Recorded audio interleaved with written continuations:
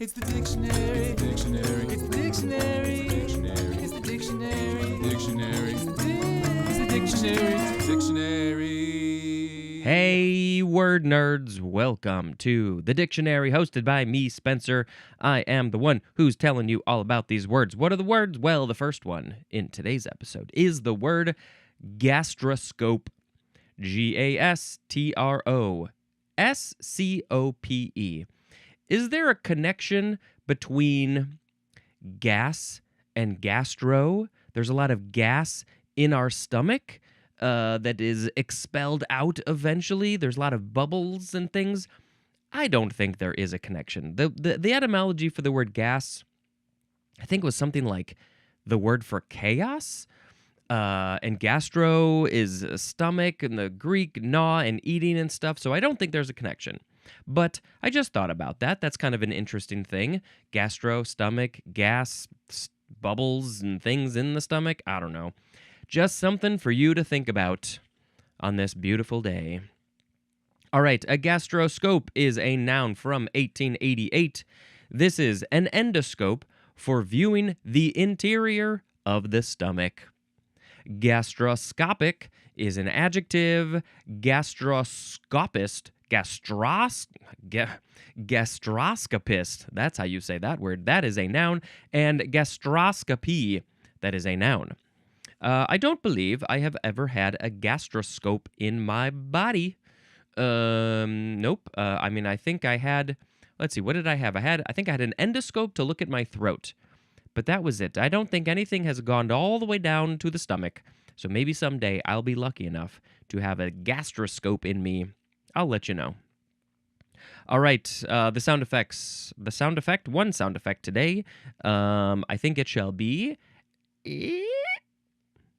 Next is gastrotrick. Gastrotrick. The trick part is T-R-I-C-H. It's not a trick or treat. Trick-or-treating. The kids are tricking. Kids are treating. It's not that kind of trick. It's a trick. Different kind of trick. It is a noun from 1940. This is any of a phylum, gastrotrica, of minute aquatic pseudocoelomate animals that usually have a spiny or scaly cuticle and cilia on the ventral surface. They have a spiny or scaly cuticle and they have cilia on the ventral surface. It's one of their surfaces. You have to ask them which one that is. Okay, tiny little aquatic animals, the gastrotrix. All right, where does this word come from? It's from the Greek prefix gastra, which I guess is the gnawing and the eating word, plus trick or tricks, which means hair. And I guess that's because they have those little cilia hairs making them move around like this. But why is it using the gastra prefix? Is it something about their stomach? Is it something about gnawing? I don't know. Is it something about... I'm not sure. I don't know. It seems like it would be something about stomach. Is the ventral side where their stomach is? So they have hairs on their stomach? They got stomach hairs. I got stomach hairs too. You can't see them. All right, so that was gastrotrick. Now, we have gastrovascular. Gastrovascular, adjective from 1876. This is functioning in both digestion and circulation. The circulatory system, where all of the blood goes, the vascular system.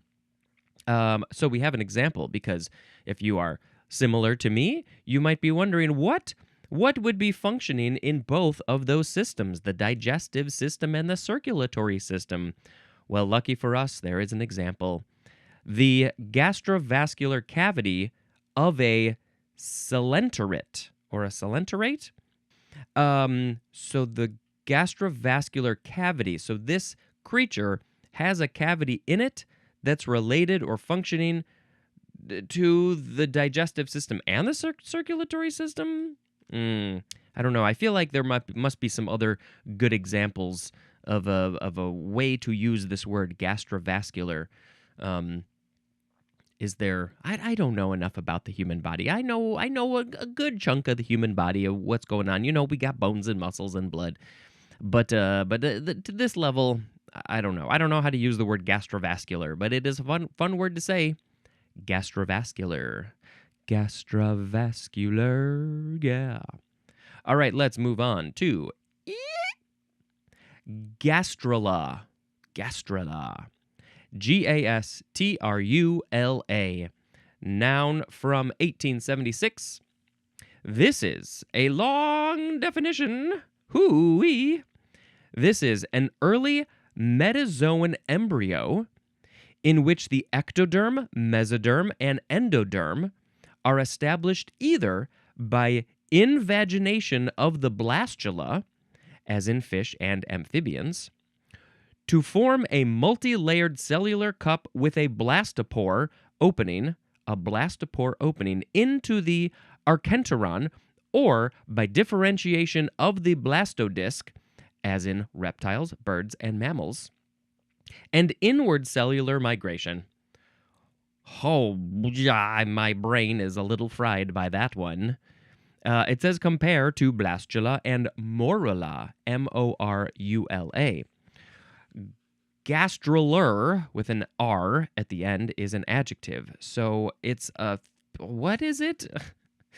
I mean, I'll read the thing again without the parentheses. The parentheses were given examples of this one form of it is in fish and amphibians, and this other version of it is in reptiles and birds and mammals.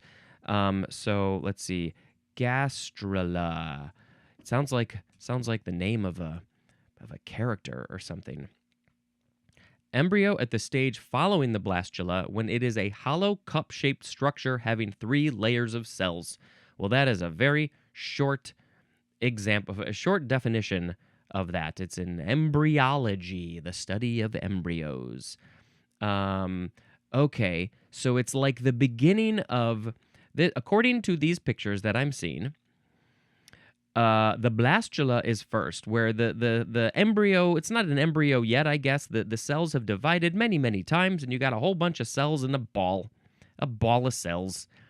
But then the gastrula is when it starts to take a little bit of shape.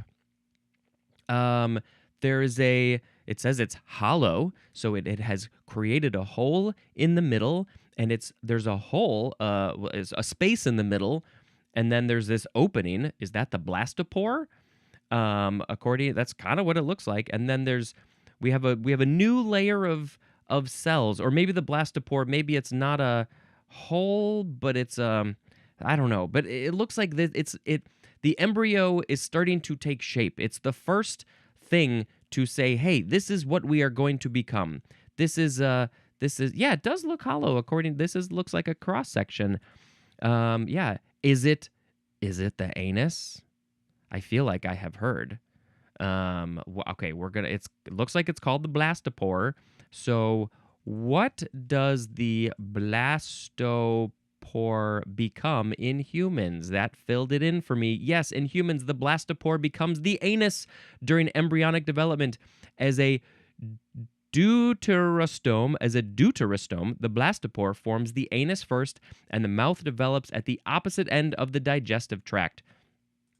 So that is literally what is being formed at this gastrula phase of the embryo. Is the first thing that you are, the first thing that you have, other than just cells, is a butthole. At one point, we are all buttholes. Butt head, I mean, you can technically say that your head is all part of that, so it's a butt head. Oh boy. Okay, I feel like I had definitely heard that. So that is fantastic information. And just for our own sake, I'll just read gastrula again, the whole definition, a little bit more quickly. An early metazoan embryo, in which the ectoderm, mesoderm, and endoderm are established either by invagination of the blastula to form a multi-layered cellular cup with a blastopore opening into the archenteron, or by differentiation of the blastodisc and inward cellular migration. I mean, it definitely makes more sense now that I did that extra research. There's still some stuff that I don't fully understand, but now I'm like, oh, okay, I can figure out what it's trying to say based on this information that I have. Okay, fascinating. It's from the New Latin, the gastro prefix. I'm not really sure. Is it's related to the stomach? Does the whole? It's the beginning of the digestive system, and so is the whole, the stomach in the gastrula? Boy, I don't know. That was fantastic, and it leads us straight into our next word, which is gastrulation, noun from 1879. The process of becoming or of forming a gastrula. Gastrulate is an intransitive verb. Oh, that is hard to do. I don't know if I'll be able to do that the whole episode, but I'm going to try. Next, we have gas turbine. 2 words, noun from 1904. An internal combustion engine in which expanding gases from the combustion chamber drive the blades of a turbine. They make it go spinny, spinny, spinny. Spin so hard, spin so fast. You spin me right round, baby, right round. Yeah, so it's like combustion, spin the thing, make stuff go. It's the gas turbine. It's using gas. It's using that fuel. Next, we have gasworks. 1 word, noun from 1819. It is a plant for manufacturing gas and especially illuminating gas. So there's different kinds of gases.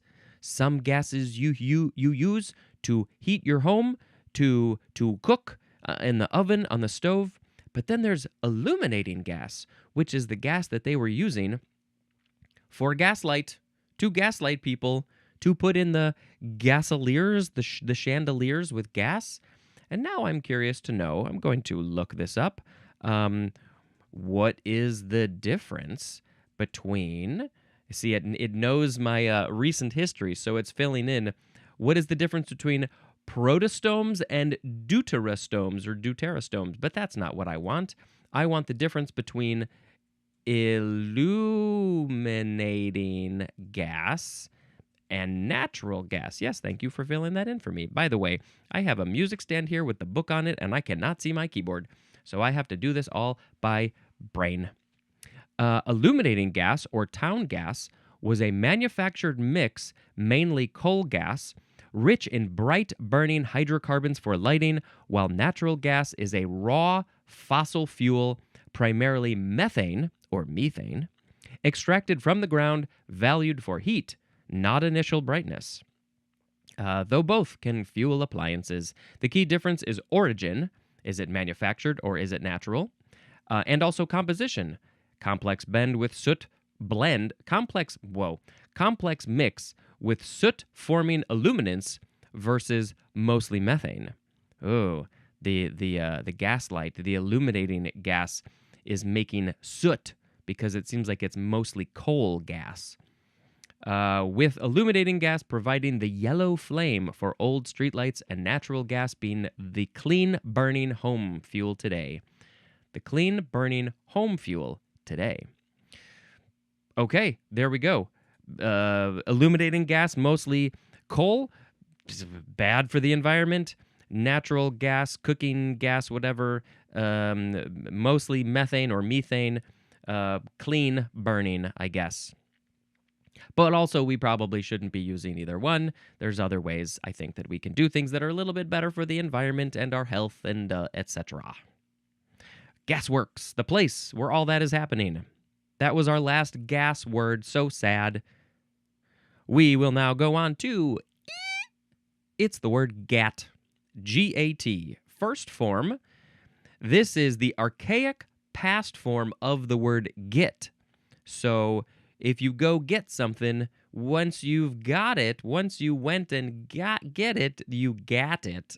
So do we now say got? I got it. But back in the day, they said, I gat it? Interesting. What context was this being used in? It got gat. It got gat. Now we have the second form of gat, which is a noun from 1723. It is a natural or artificial channel or passage. I don't know if I've ever heard of this. This is probably from the Dutch word. I guess it's gat. The Dutch word is gat, which literally means hole. Akin to the Old English geat, G-E-A-T, which means gate. And a gate is like a passageway, an entryway from one thing to another thing. So I guess that's sort of a connection.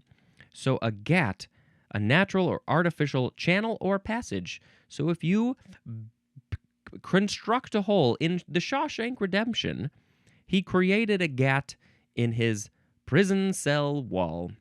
What say you, fuzzy britches? The third form of gat is a noun from 1897. This is slang, and the synonym is handgun. This is a word that I feel like definitely has, I don't know if it ever went away, but it has definitely had a resurgence or has become popular, has been popular in a certain group of people in more recent years. The last, I don't know, 20 to 40 years. Where's that thing on Google to find the popularity of words? Popularity of words on Google over time was a thing. Google Trends, that's what it is. This is an interesting website to go to. Trends.google.com and then /trends, I guess. I don't know. But yeah, let's look up the word gat. Not a gat hat. Gat. There's the different forms, I guess. So how do I do this? I'm just going to explore the word gat. And let's see. But is there a way that I can say this is the specific type? Ooh, here, gat gun slang. Yeah, this was a related search. And nope, somebody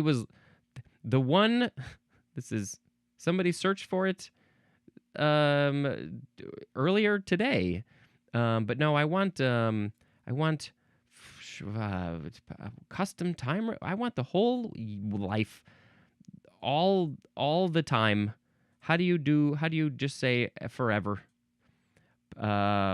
2004 to present, that's the most time. No, this is not at all what I'm looking for. I don't think this is gonna work. Yeah, all right, so I just searched gat, and there's I guess it's pulling from all of the definitions of gat. That's not exactly what I wanted. Oh, but this is showing the past day. I want all of life. I don't know. The longest preset they have is 2004 to the present, which is not exactly what I'm looking for. United States 2004 to present, the word gat has gone up. There's a very clear trend. And I guess this is just what people are searching for. Interesting that Illinois has the most searches for the word gat. So I guess this Google Trends is how people are searching, not the usage in the world, in life. So that's maybe another website. But yeah, I mean, it's definitely going up. People are searching for their gat. So handgun, why is gat a handgun? It is short for Gatling gun, which we'll see, I don't know, in the next couple episodes. Okay, now we got to move on to it's the word gate, G-A-T-E, first form, and this is the last word for this episode. We have 3 forms. The first one has so many definitions. So, the first form is a noun from before the 12th century. I'm guessing that this might be similar to the gat, which was a natural or artificial channel or passage. I think it's related, so let's read on to find out officially. Number 1, an opening in a wall or fence. Is there a door? Or is it just an opening? Can just an opening in a wall or fence just be a gate? Do you have to have a gate door to have it be a gate? That I don't know. This reminds me of that video that you probably have seen where there's 2 dogs barking at each other on either sides of a gate. It's just a sliding gate that has these metal vertical bars, I think. And then as soon as the person opens the gate fully, they're like, oh, wait, no, I don't want to be barking at you anymore. I will be nice to you now that we don't have something blocking us.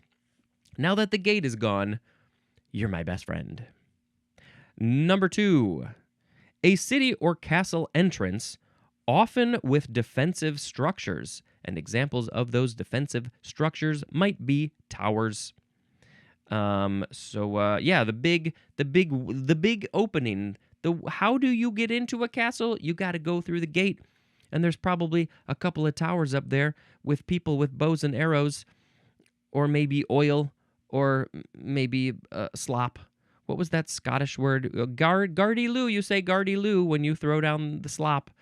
So maybe they're throwing down slop at the gate to say, no, we don't want you to come in. 3A, the frame or door that closes a gate. So yes, the opening is the gate, and the door that you can possibly put in there if you so choose is also called the gate. 3B is a movable barrier. Where might that be? As at a grade crossing. What is a grade crossing? I guess there's a barrier at the grade crossing. I think of, when you're going through the toll, or when you're in a parking garage, any one of those examples, there's that gate that goes up and down. When you're trying to get in to the Hollywood studio lot, there's definitely going to be a gate there. The thing that goes moves like that. 4A, a means of entrance or exit. A means of entrance. So this is a very vague concept. This could be so many different types of things. How do you enter? How do you exit? That's the gate. Could be a door. Could be a revolving door. Could be whatever you want it to be. For B, the synonym is starting gate, which makes me think of maybe horse or dog races or tortoise races. They put them in that thing, which I guess would be the starting gate. Are the racers in the gate? Okay, open the gates so they can leave. 4C, an area, as at a railroad station or an airport, for departure or arrival. An area for departure or arrival, and examples of where are at the railroad station or the airport. You can't go to the gate anymore if you don't have a ticket. Back in the day, I don't really have a lot of memories of this. Not a lot of specific memories, but back in the day, anybody could just go to the gate. You'd have to go through security, I guess, but you didn't need a ticket. You could just go to the airport whenever you wanted to and just go hang out and go up to the gate and say goodbye and hello to people. I do remember it was like the first trip I took as a child, youngish, on my own, and my grandparents were there to see me off because my parents were out of town, and I was going to visit somebody. I don't know. So yeah, I guess my grandparents were there, and then I went. Goodbye. It was so fun being at the gate with you. I will see you when I come back to the gate. I have been to the airport gate so many times for leaving and entering, and I don't know, are there thoughts? It seems like when you're waiting for somebody, like if I go with coworkers and maybe I'm the first one off, and then I'm just waiting and I'm like, oh my God, when are they gonna get off? There's so many people. There's so many more people on a plane than you realize, and they're all just coming off in single file, coming back onto the gate. I do recommend going to the gate first if you're there early. Just go find it. Just make sure you know where it is. Do a little scouting ahead of time. Make sure there's nothing weird. Make sure there's nothing, especially if you're traveling internationally. Make sure that there's nothing, no checkpoints or other things that you have to go through, because otherwise you're like, oh yeah, the gate's just right over there. It might not be right over there, and you might need to go through more passport controls. So just go check it out first, and then come back later. I got to turn off my speakers. So yeah. I'm sure I could say more things about gates, but we don't have time for that because we have so many more definitions to get through. For D, a space between two markers through which a competitor must pass in the course of a slalom race. Those things when the skiers are doing those races, those things, those red and blue flags, are those called the gates?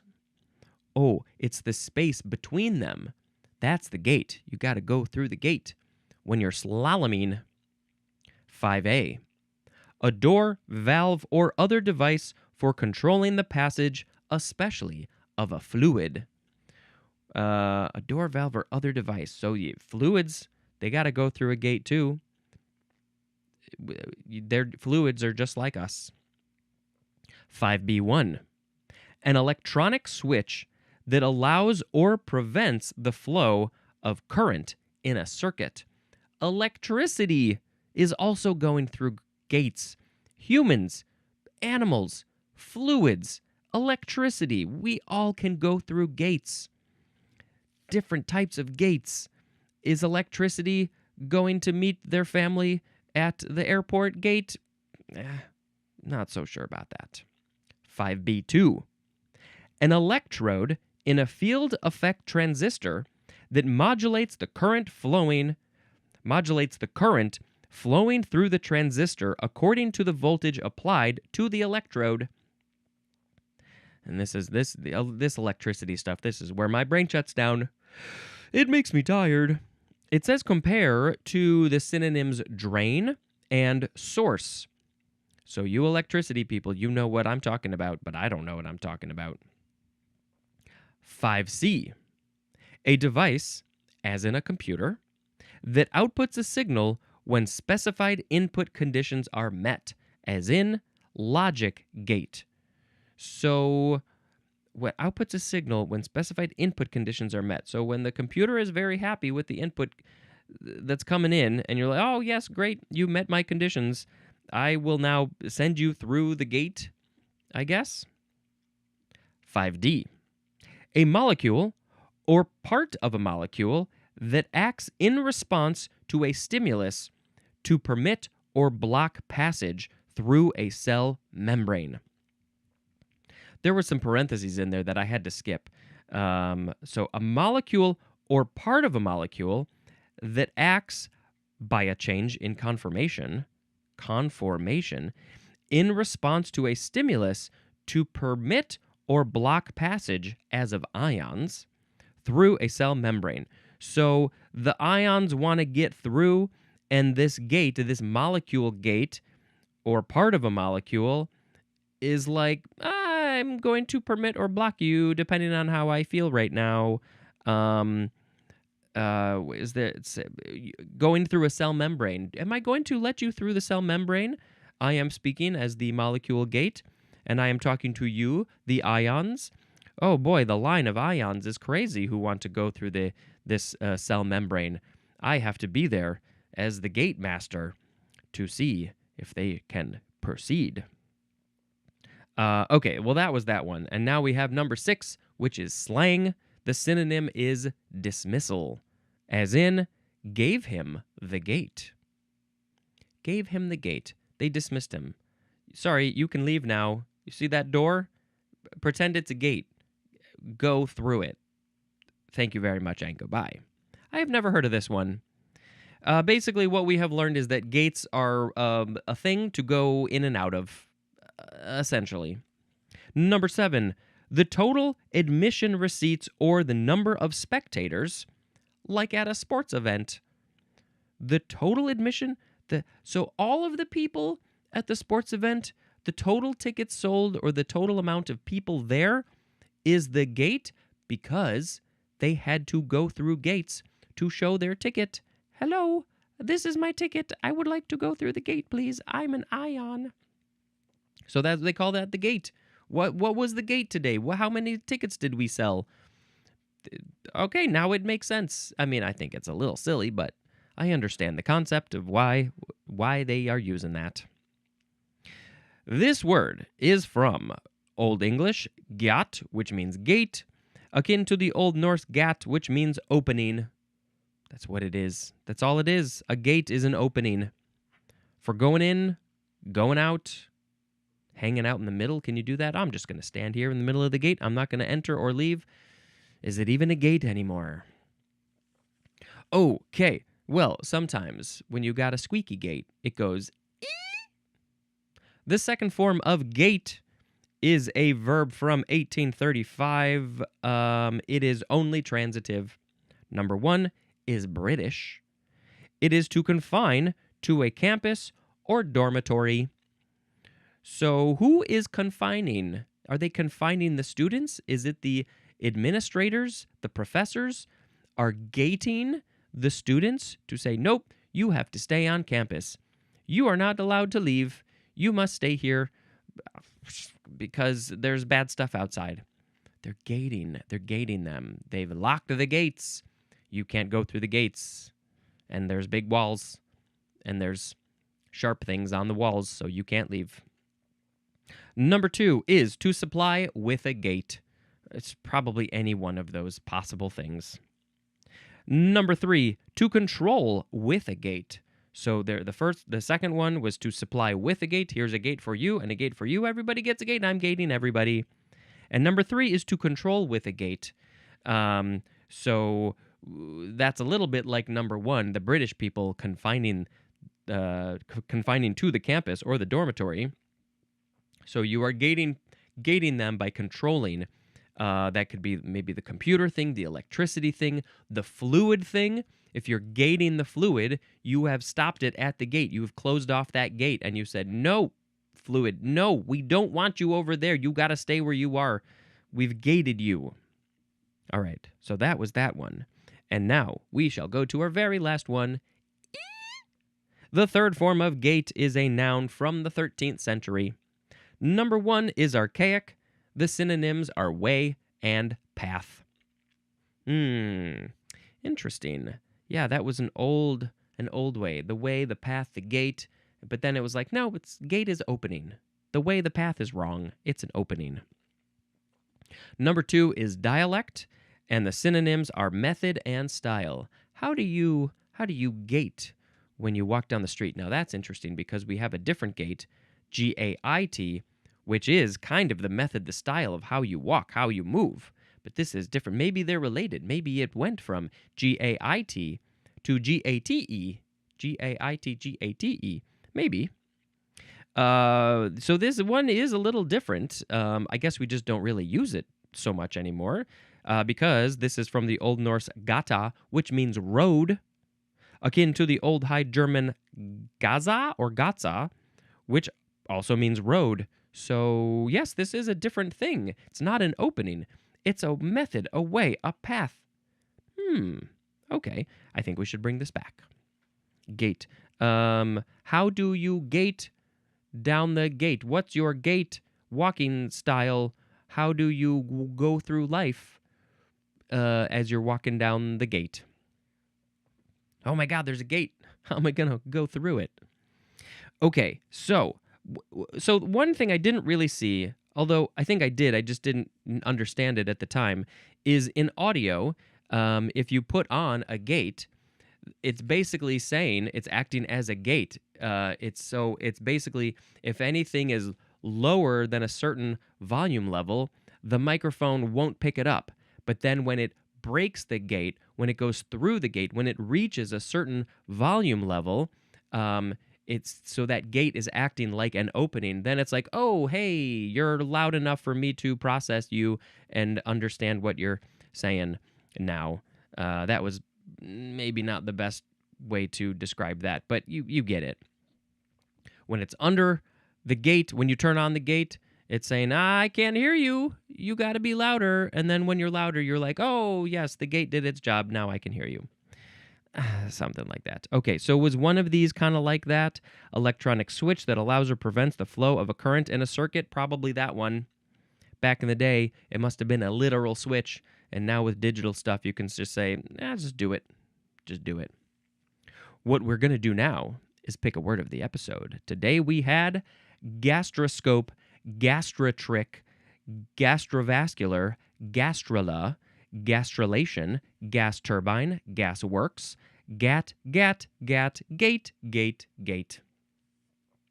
I am going to pick gastrula as the word of the episode because we were once all gastrulas. We were once all gastrulas. We started off as buttholes specifically in the gastrula. Oh boy, these songs are so bad. The lyrics are okay. The music is all the same. Why are we not singing more songs about gastrulas? You were a gastrula, I was a gastrula. We all started off that way. Okay. Brought up my movie list because, of course, I have to tell you about another movie. This is a fascinating one. We have told a number of people about this movie. It's a documentary called Secret Mall Apartment. And yup, like 25-ish years ago, some artists in, I want to say, Rhode Island found a space in a new mall that was unknown, not used. And they literally created an apartment. And I think they did this for years. And what they brought in is astounding. I am baffled that this worked at all. But the documentary talks also about art in general and these people who were doing this and kind of politics and, I don't know, personal people relations and stuff. I don't know. It gets into other stuff more than the apartment, the secret mall apartment. And what also is fascinating is that they were recording like everything. So much of what you see in this documentary is footage that they recorded on a crappy camera, and you get to witness all of it. It's kind of amazing and crazy and strange. I'm so happy that it happened. Secret Mall Apartment, go watch it. All right, this is the end of the episode. Thank you so much for checking out this show. Please go tell some other people about it.